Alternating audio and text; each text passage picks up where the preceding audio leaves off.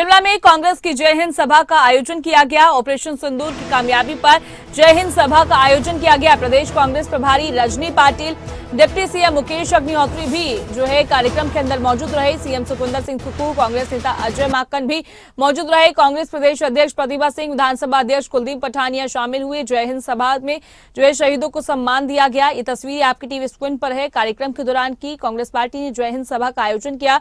इस दौरान तमाम नेता, तमाम लोग नजर आए और वहीं ये तस्वीरें आपकी टीवी स्क्रीन पर है। मुख्यमंत्री सुखविंदर सिंह सुक्खू इन तस्वीरों में नजर आ रहे हैं और तमाम लोग नजर आ रहे हैं। कांग्रेस की जय हिंद सभा देखने को मिली। 22 तारीख को हुआ, तुरंत बाद अगर पहले बार कोई गया है वहां पे तो राहुल गांधी जी वहां पे पहुंचे थे। जो हमारे पेशेंट्स थे वहां पे श्रीनगर हॉस्पिटल में, उनके आंसू पोंछने के काम उन्होंने किए। बाकी के लोग जो दिल्ली में एडमिट थे उनको दिल्ली में मिले। इतना ही नहीं तो पूंछ में उसके बाद में जो हल्ला हुआ तो पूंछ के भी हमारे जो घायल हुए लोग हैं उनके पास भी वो गए और उन्होंने प्राइम मिनिस्टर को भी बोला कि अभी वक्त है कि राजनीति नहीं करके हम सब ने एक साथ खड़ा रहेंगे।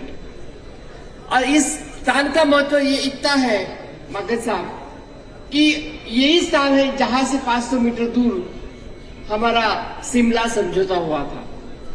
और शिमला समझौता क्या है?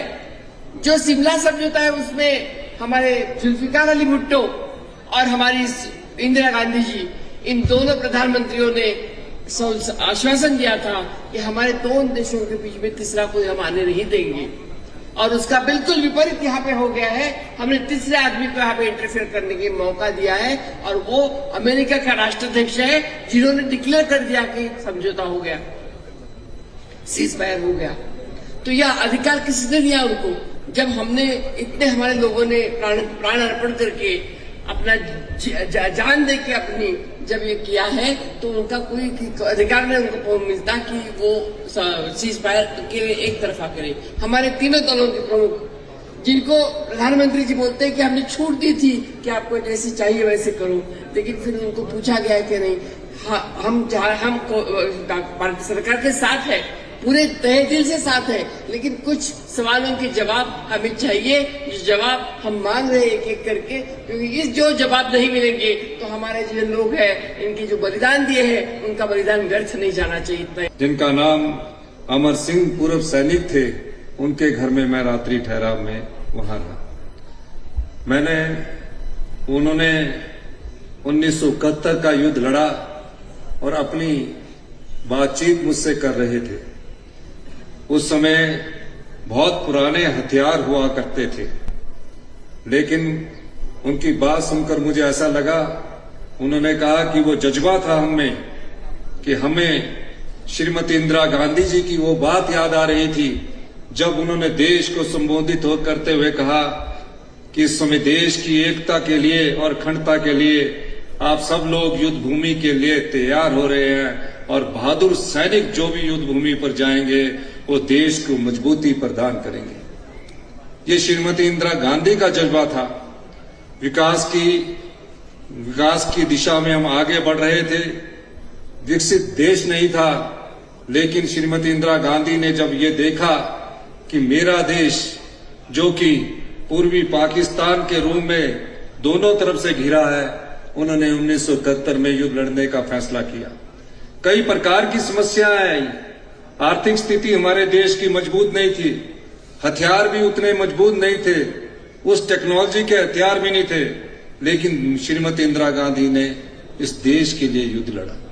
और जब युद्ध लड़ा तो 99,000 के करीब सैनिक को बंदी बनाया और पाकिस्तान के 2 टुकड़े किए और एक टुकड़े के रूप में जन्म हुआ तो वो बांग्लादेश था। और हम सब शिमला समझौते की पावनता के पीछे खड़े हैं और हम अपने नेताओं से भी ये कहना चाहते हैं जो दिल्ली से यहां आए हैं, श्रीमती इंदिरा गांधी जी द्वारा किया हुआ समझौता, 2 देशों के बीच का जो समझौता है, उस पे हमें एक पार्टी के तौर पे भी अडिग रहना है। मैं आपको ये बताना चाहूंगा